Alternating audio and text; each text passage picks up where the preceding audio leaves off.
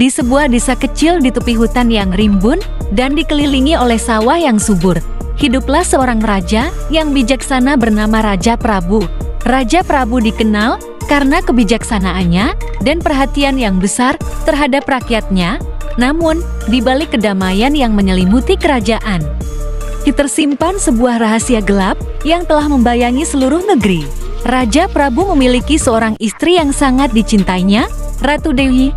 Suatu hari, Ratu Dewi mengalami sebuah kehamilan yang sangat langka, dan dalam waktu yang bersamaan, sebuah ramalan buruk muncul.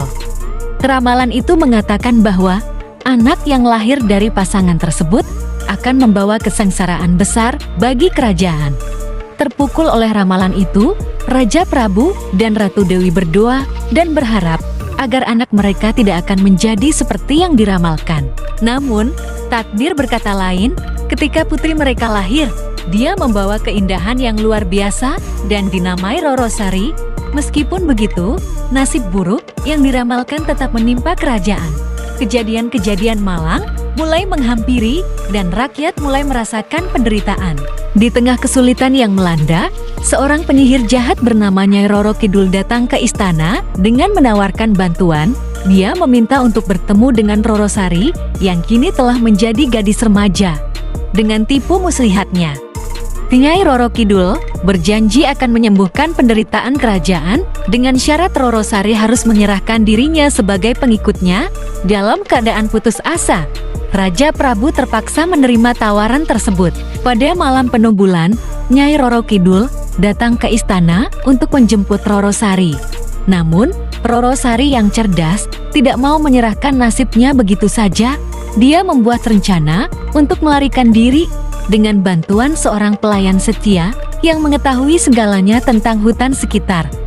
Rorosari melarikan diri dan bersembunyi di dalam hutan yang lebat. Di tengah pelarian, Rorosari menemukan sebuah rumah kecil milik seorang nenek tua yang baik hati. Nenek itu ternyata adalah seorang penyihir yang memiliki pengetahuan luas tentang sihir dan kekuatan alam. Dengan bantuan nenek itu, Rorosari diberi sebuah cangkang keong emas yang memiliki kekuatan magis. Cangkang tersebut bisa melindunginya dari segala bahaya jika digunakan dengan benar. Namun, Nyai Roro Kidul tidak berhenti mengejar Rorosari. Dengan kemampuannya yang jahat, dia berhasil menemukan rumah nenek tua dan menculik Rorosari. Dia membawa gadis itu ke sebuah tempat tersembunyi yang sangat sulit dijangkau. Di sana, Nyai Roro Kidul mengutuk Rorosari untuk menjadi keong emas sebagai hukuman atas perlawanan dan sebagai cara untuk menghilangkan kemampuannya. Setelah dikutuk menjadi keong emas, Rorosari menjadi simbol dari penderitaan dan kesedihan. Meskipun dalam bentuk keong, dia tetap menjaga kekuatan magis dalam dirinya. Berita tentang keong emas yang memiliki keindahan luar biasa menyebar ke seluruh negeri dan banyak orang yang datang untuk melihatnya. Namun, meskipun terlihat cantik, tak seorang pun tahu bahwa di balik cangkang emas tersebut tersembunyi seorang putri yang tertekan. Suatu hari, seorang pangeran tampan bernama Pangeran Aditya datang ke kerajaan yang dilanda kesedihan. Dalam perjalanan menjelajah, dia mendengar cerita tentang keong emas dan memutuskan untuk mencarinya. Ketika dia menemukan keong emas, dia langsung merasa ada sesuatu yang istimewa tentangnya. Dia mulai merawat keong itu dengan penuh kasih sayang. Dengan perhatian dan kasih sayang Pangeran Aditya, keajaiban mulai terjadi. Cangkang keong emas mulai bersinar lebih cerah dan Rorosari perlahan-lahan mendapatkan kembali kekuatannya. Suatu malam, saat bulan purnama bersinar terang, Rorosari berhasil melepaskan diri dari kutukan dan kembali ke wujud manusianya. Pangeran Aditya terpesona oleh kecantikan dan kebaikan hati Rorosari, meminta agar dia mau menjadi istrinya.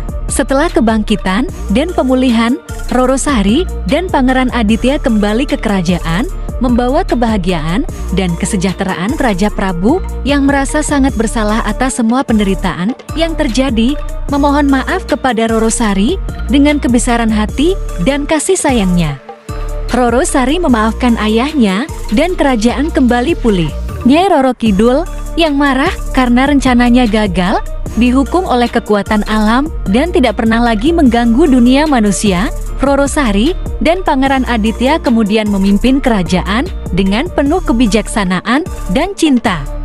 Memastikan bahwa kemakmuran dan kedamaian akan selalu menjadi bagian dari kerajaan mereka. Itulah kisah panjang dari legenda Keong Mas. Semoga cerita ini memberikan wawasan tentang kekuatan cinta, keadilan, dan keberanian dalam menghadapi rintangan.